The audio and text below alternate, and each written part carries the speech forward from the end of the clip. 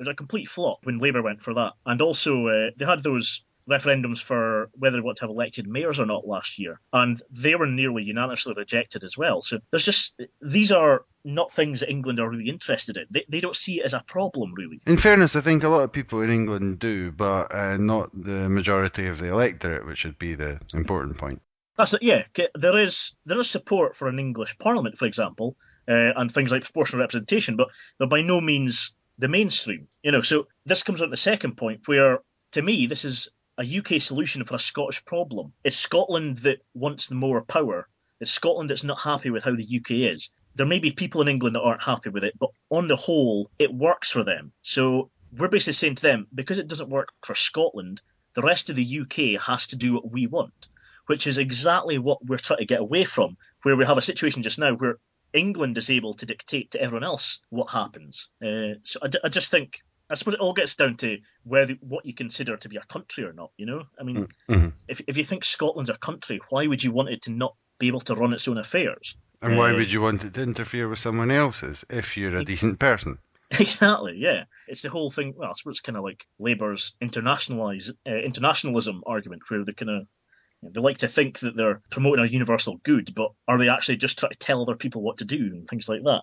So anyway, I suppose the third point is quite simply that I was having an argument with someone on Twitter about how federalism wouldn't work, and he was pointing towards Canada, which is why I'm using the Canadian example. And I just think that's quite funny to use Canada as an example of how federalism can work, because Canada, of course, has the most prominent independence movement outside of Europe. You've got a large section of Canada, a large section of one of the parts of Canada that wants to become independent from Canada. So the idea that federalism is a panacea that will stop people in Scotland from wanting independence is clearly absurd, because if this was true, there wouldn't be a massive movement in Quebec for independence. Mm-hmm.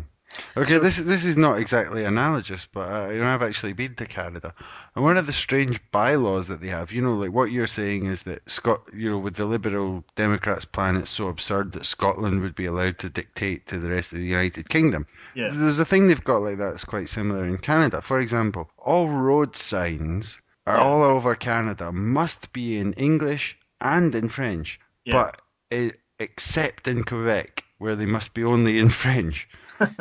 Which is kind of like, if you had all road signs in the United Kingdom must be in English and Gaelic, Scottish Gaelic, considering it's a minority language. Now, obviously I'm for the promotion of Gaelic and everything, fine.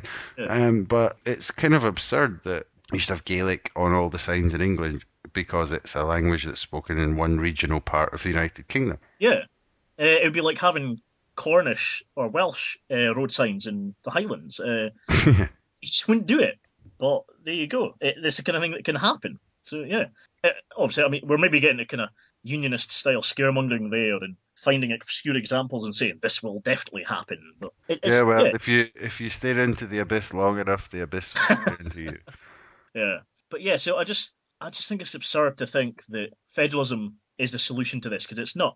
There's people like me, and I think you as well, who want independence because it's just fundamentally a good idea. And the federalism idea it seems to be just pandering to those who want a bit of extra power but not full independence. And I just think it's far better to say to these people, look, the things that you want changed can actually be best achieved by independence, rather than saying, right, okay, we're going to find some kind of fix not fix in a kind of, it's a fix-up type thing, but some kind of artificial solution just to try and keep us in the union. And it seems to be completely for that sake. Mm-hmm.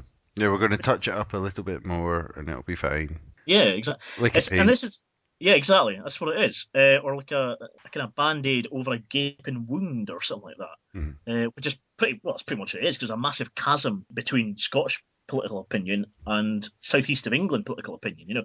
You just can't marry the two together. So rather than kind of forcing a situation where we have to get along, why not just say, look, we think this way, you think that way, let's just do our own thing. But then people come back with that argument, we have to save the English from themselves because they'll all vote Tory. If we're not part of it, then they'll be condemned to Tory rule. I mean, what do you make of that? Well, this is like saying with the kind of Labour internationalism argument, where it's just enforce something on people, you know? Like, one of the reasons I've always been against American foreign policy is because it seems to be very much saying, we're going to make you democratic, instead of saying, look, do you want to be democratic? Because, you know, we'll help you on. Whereas that would be the way to do it. But what they seem to do is saying, look, we're going to make you democratic. We're going to force democracy on you. We'll make you enjoy yourself whether you like it or not. Exactly. I hate those kind of people. So that's what it's basically saying, right, you can't protect yourself from the Tories, so we'll do it for you.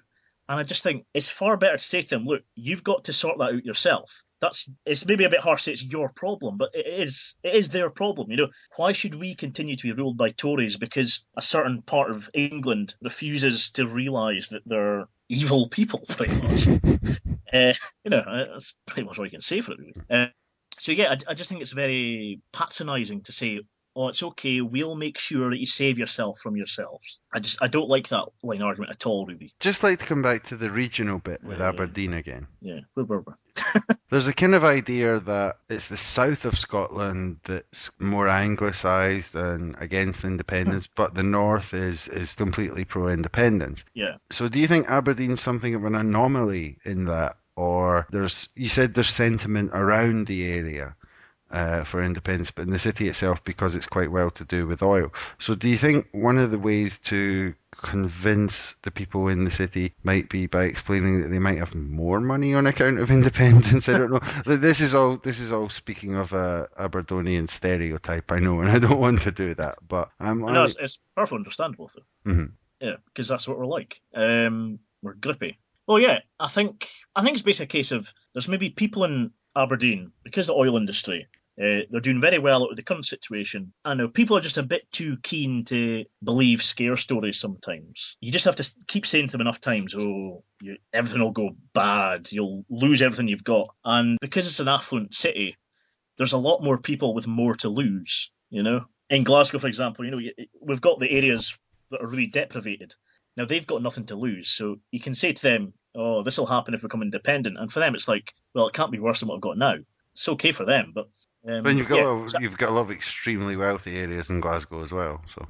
Oh, you do, yeah. But then that's the ones that elect people like Jim Murphy, of course. Well, strangely enough, the last time they elected George Galloway, but...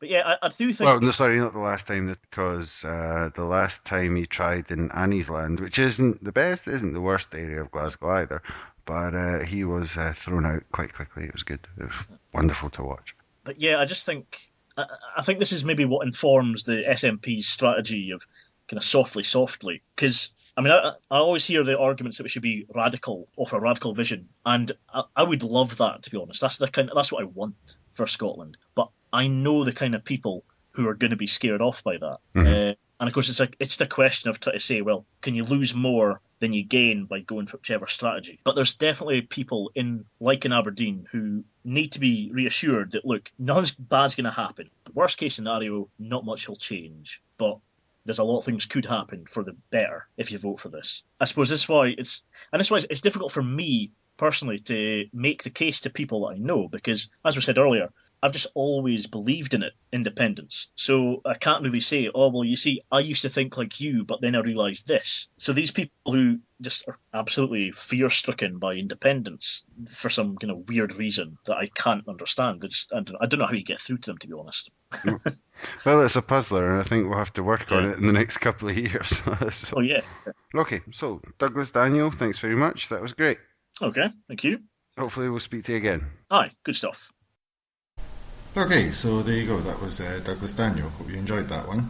Later on in the week, I'm also going to be recording a couple more Scottish Independence podcasts, but there will, of course, be for all that on Sunday as well. Okay, and as usual, the guest chooses the tune, so Douglas actually chose a song by his own band, Strozet, which is called Appealing to the Senseless. So here they are, and I'll speak to you next time. Oh, before we go, we've actually had some news just in. The bogeyman is refusing to reveal his legal advice about his under the bed or not under the bed status.